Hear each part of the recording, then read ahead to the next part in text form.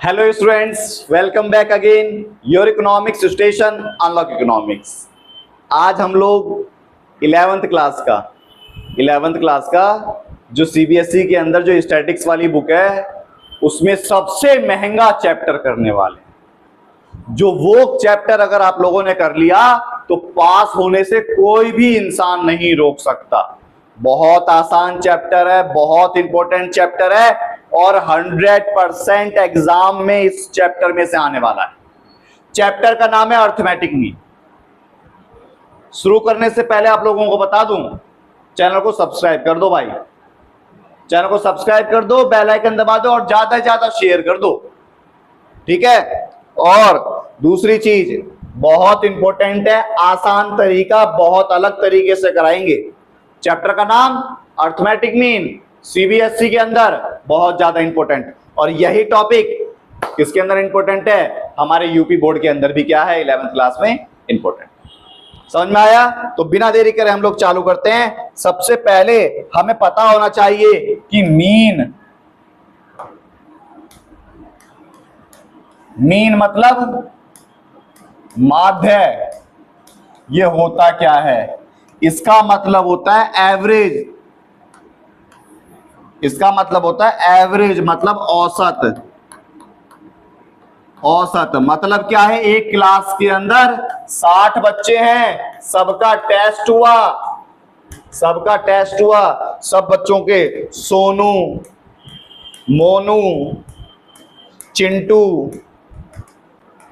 मिंटू, इन सब के किसी के 50 आए, किसी के 70 आए, किसी के 80 आए, किसी के 90 आए, ऐसे ही हर लोगों के अलग अलग नंबर आए। उन सब बच्चों को नंबर जोड़कर 60 से डिवाइड कर दिया तो पता लग गया क्लास के अंदर एवरेज नंबर कितने आए। तो वही होता है मीन का मतलब, एवरेज। समझ में आया? ठीक है। तो हम लोग इसके अंदर जो मीन करेंगे, तो मीन का पहला मेथड हम लोग करेंगे इंडिविजुअल सीरीज, व्यक्तिगत श्रृंखला। व्यक्तिगत श्रृंखला क्या होती है तुम्हें पहले ये पता होना चाहिए। अगर एग्जाम के अंदर तुम्हारे सामने कोई क्वेश्चन आ जाए कि और उसके अंदर ये बोला खाली x, ऐसे बता दिया, या x की जगह मार्क्स लिख दिए, कुछ भी हो सकता है, 40, 50, 60, 70, 80, खाली एक ही लाइन है ना।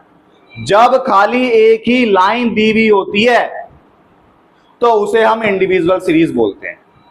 जब खाली एक ही लाइन दी होगी तो हम उसे इंडिविजुअल सीरीज बोलेंगे, ठीक है। और इसके अंदर पहला मेथड लगेगा डायरेक्ट मेथड।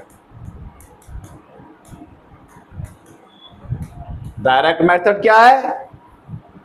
एक्स बार बोलते हैं मीन को, सिग्मा एक्स अपॉन में एन। सिग्मा एक्स अपॉन में एन। सर जी क्या है सिग्मा एक्स? ये देखो एक्स है ना, इसको टोटल कर दिया तो सिग्मा एक्स आया। क्या करेंगे टोटल? ये देखो 8 और 7 15, 150 हो गया, 200 हो गया और ये जोड़कर 300 हो गया। 300 ऊपर आ गया, अब अपॉन में 1 2 3 4 5 से डिवाइड कर दिया तो आंसर आ गया एवरेज 60 नंबर है बच्चों के। ये हमारा कौन सा मेथड है? ये हमारा डायरेक्ट मेथड। चाहे कोई सा भी मेथड लगाओ, 3 मेथड हैं, चाहे कोई सा भी मेथड लगाओ आंसर हमारा सेम आएगा। चाहे कोई सा भी मेथड लगाओ आंसर हमारा क्या आएगा? सेम आएगा। दूसरा मेथड करके देखते हैं।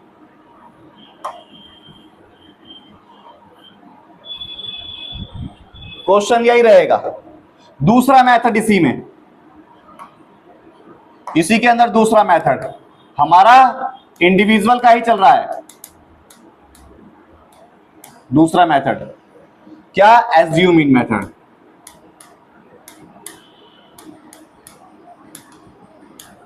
कल्पित माध्य विधि। सबसे पहले फॉर्मूला जानेंगे, एक्स बार बराबर ए प्लस सिग्मा बी अपॉन में एन। ए प्लस सिग्मा डी अपॉन में एन। सर जी ए क्या है, डी क्या है, हमें तो पता ही नहीं है। तो कोई बात नहीं, दीपक सर जी हैं ही इसीलिए बताने के लिए। चैनल पे सब्सक्राइब कर देना तो आप लोगों को पता लग जाएगा।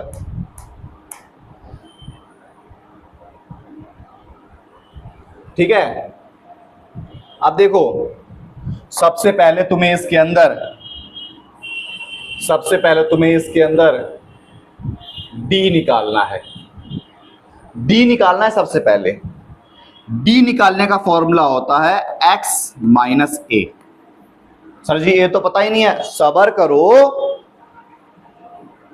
जो तुम्हें x वाली लाइन दे रखी है, इस x वाली लाइन में से जो तुम्हारा मन करे, जो भी तुम्हारा मन करे, जो भी तुम्हें वो a मान लेना है।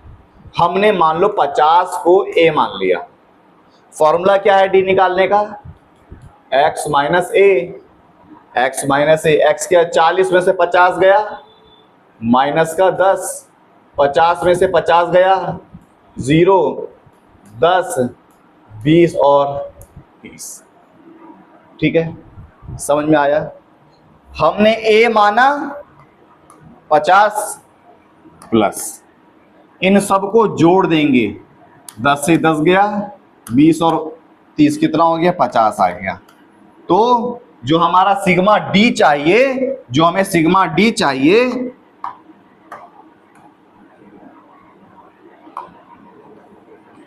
सिग्मा डी चाहिए वो कितना आ गया, 50 आ गया।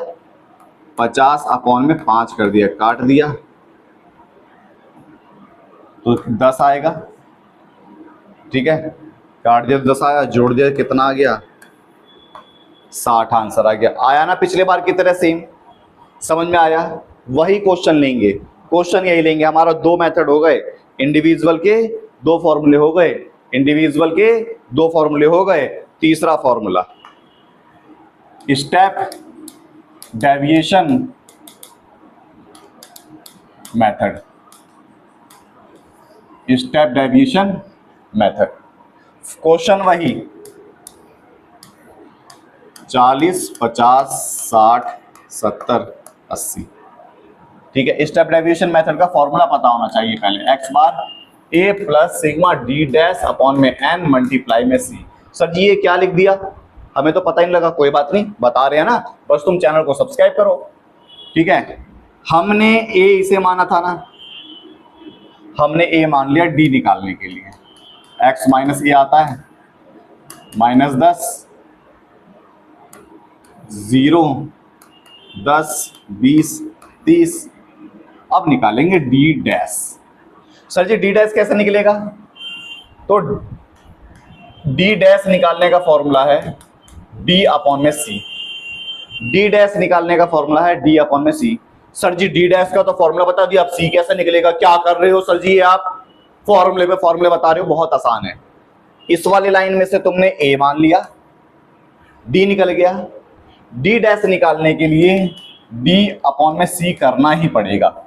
सी का मतलब जो तुमने ये वाली जो लाइन बनाई है ना, डी वाली जो लाइन बनाई है, इसमें एक हाईएस्ट वैल्यू बता दो, हाईएस्ट वैल्यू जो सबको काट दे, जिसे हाईएस्ट कॉमन फैक्टर बोलते हैं। सी का मतलब कॉमन फैक्टर। तो इसमें हमें हाईएस्ट सबसे बड़ी वैल्यू जो पूरी पूरी काट दे, पॉइंट में आंसर ना आए, पूरा पूरा काटे। हमें 10 ही नजर आ रहा है, 10 से 10 कट सकता है तो -1 आया, 0 आया, 10 से 10 कटा, 10 से 20 कटा, 10 से 30 कटा। समझ में आया। इन सबको टोटल कर दिया तो सिग्मा डी डैश आया, 0 से 1 से 1 गया, 5 आया।